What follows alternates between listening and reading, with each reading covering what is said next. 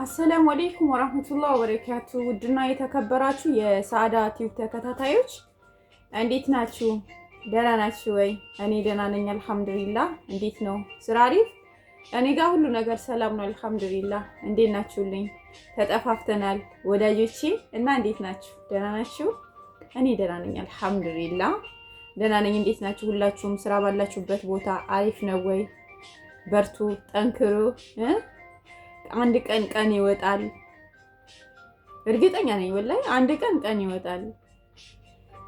የረጋ ወተት ማር ይወጣዋል እንደሚባል አይነት ነገር ለማንኛውም ነገር ትዕግስት ያስፈልጋል። ትዕግስት ካለን በፈለግነው እንደርሳለን። ግን ትዕግስት የሌለው ሰው ደግሞ በጣም ከባድ ነው። ትዕግስት ከሌለን በጣም ከባድ ነው ማለት እቺ ፈተና መውጣት አንችልም። እቺ ፈተና መውጣት የምንችለው በእኛ በትዕግስት ነው። ትዕግስት ካለ በእሳት ውስጥ እንወጣለን። ትዕግስት ከሌለ ግን በማሰብ በጭንቅ የሌለ በሽታ በማምጣት ለኛ ለህይወታችን ራሱ አስጊ ይሆናል ማለት ነው። እና ሁላችሁም ባላችሁበት ቦታ አላህ ይጠብቃችሁ። እና ዛሬ ስለኛ ላውራ ነው የመጣሁት ሬዲ ማለት ነው። ስለ ሁላችንም ለማውራት ነው የመጣሁትና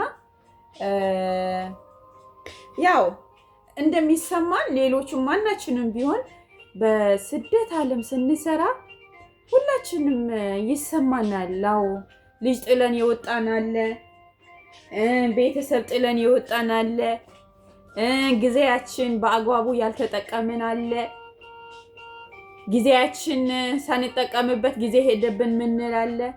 ሁሉ ፈጣሪ ባለው ሰዓት የሚሆኑ ነገር ነው። እኛ እንዳሰብነው ሳይሆን እሱ እንደፈጠረልን ነው የኖርን ያለ ነው።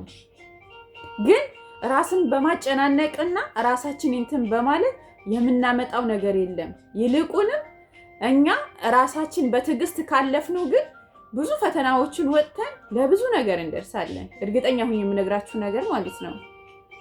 ስለዚህ ትዕግስት ሊኖረን ይገባል ባለንበት ቦታ ማለት ነው። ያለንበት ሁኔታ ላይ መጥፎ ከሆነ በቃ ያን ጥሩ ነገር ለመፈለግ አይናችን ከፍተን ወደ ጥሩ ቦታ መጓዝ አለብን ማለት ነው። ግን ዝም ብለን እዛ ባለንበት ቦታ ራሳችን አጨናንቀን አንድ ነገር የወጣንበትን ዓላማ ሳናሳካ ምን ሳንል በአስተሳሰብ ሽንፈት በቃ እኔ አሁን ብዙዎቻችሁ አላችሁ ነፃነት አጣችሁ፣ የምትሰሩበት ቦታ ሳይመቻችሁ፣ ሲቀጥል ደግሞ የሚደበደብ አለ።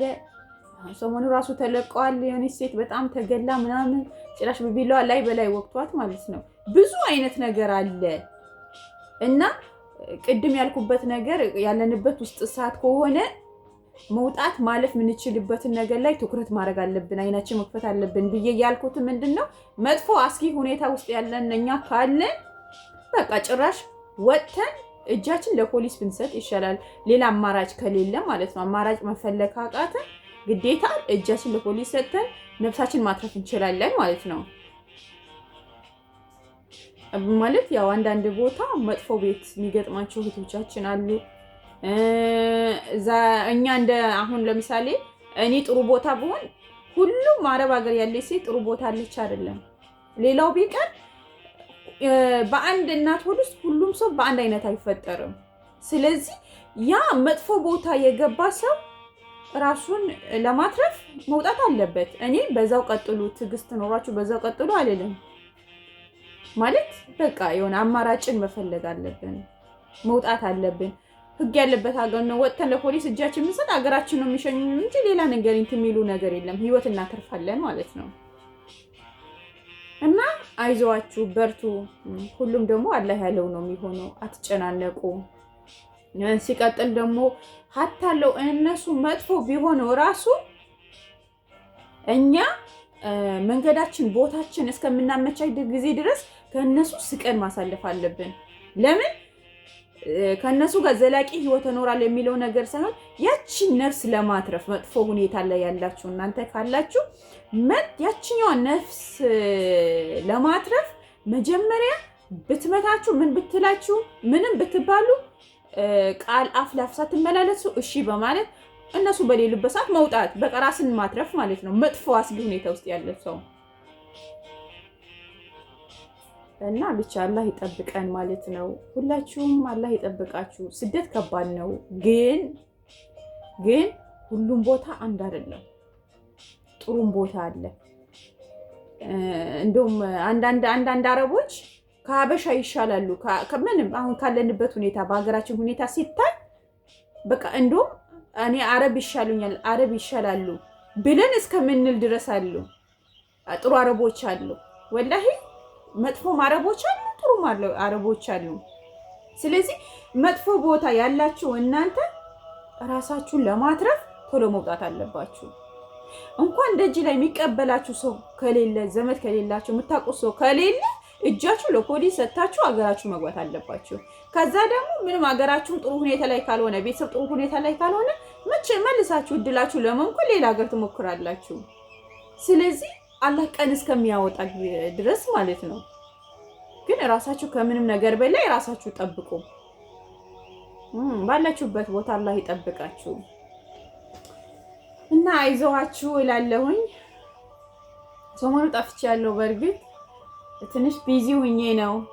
ሲቀጥል ደግሞ ከጓደኞቼም ጋር ኢንሻአላህ በሰፊው አዳዲስ ነገር እንመጣላችኋለን በቅርቡ ማለት ነው። እና እዚህ ጋር አንድ የጻፉት ነገር ነበር።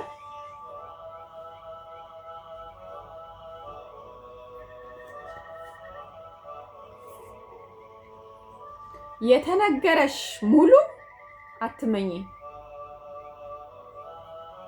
እርግቧ አንዳንዴም እባብ ሁኚ፣ ሁሉንም አበባ በእጅሽ አትደብሺ፣